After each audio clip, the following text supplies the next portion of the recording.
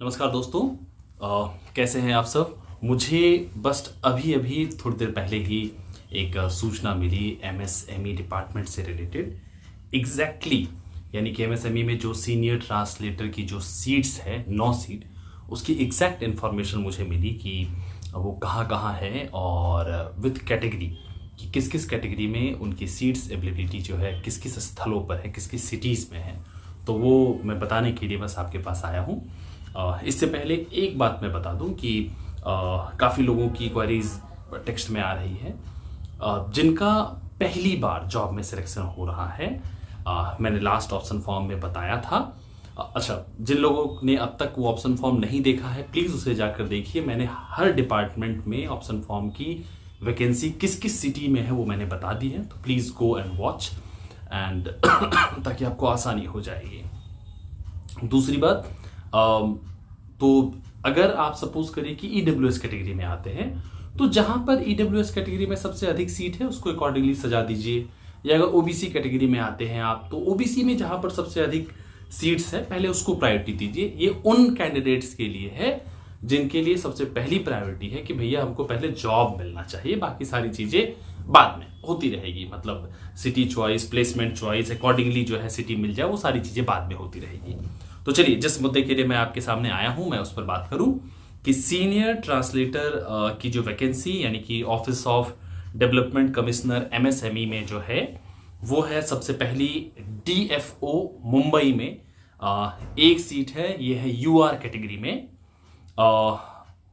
दूसरी डीएफओ अहमदाबाद में एक सीट है, ये भी यूआर कैटेगरी में।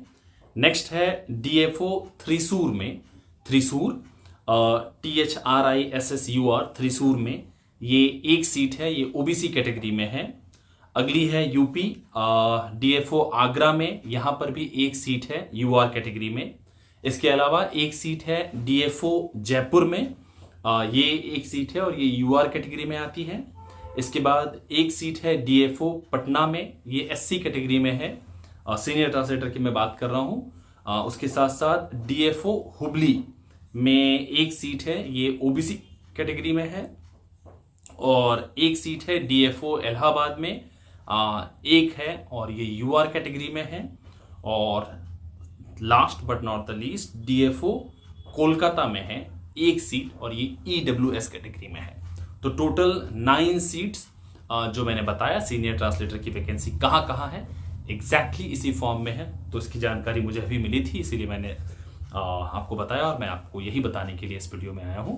और खास एक इसके साथ साथ एक और जानकारी कि कैग डिपार्टमेंट में मेरे साथी ने कुछ लोगों ने भी मुझे अभी जस्ट मेरे यूट्यूब जो मैंने वीडियो अपलोड किया उस पर भी मुझे जानकारी दी कि कैग मैक्सिमम टाइम आपको सी एरिया में रखता है। सी एरिया यानी कि जो क ख ग जो वर्ग होता है राजभाषा के अकॉर्डिंग, मतलब जो और हिंदी भाषी जो क्षेत्र है यानी कि साउथ इंडिया, नॉर्थ ईस्ट का जो रीजन है या कश्मीर का जो रीजन है, यानी कि वैसे क्षेत्र जहां पर हिंदी और हिंदी नहीं बोली जाती, मुख्य भाषा नहीं है, गौ क्षेत्र है, वहां इसकी अधिक वैकेंसी है। का चयन करते वक्त आप इस बात को भी अवश्य ध्यान में रखें कि अगर आप इस चुनौती के लिए तैयार हैं, गौ क्षेत्र में जाने के लिए तैयार हैं, तो कैग को आप प्राथमिकता दे सकते हैं। अदरवाइज आप अपने हिसाब से इसे समझ सकते हैं।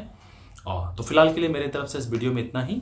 लास्ट ऑप्शन फॉर्म के वीडियो का जो लिंक है मैं इसके डिस्क्रिप्शन में भी दे दूंगा, साथ ही साथ मैं एंड वीडियो के रूप में भी उसे ऐड कर दूंगा।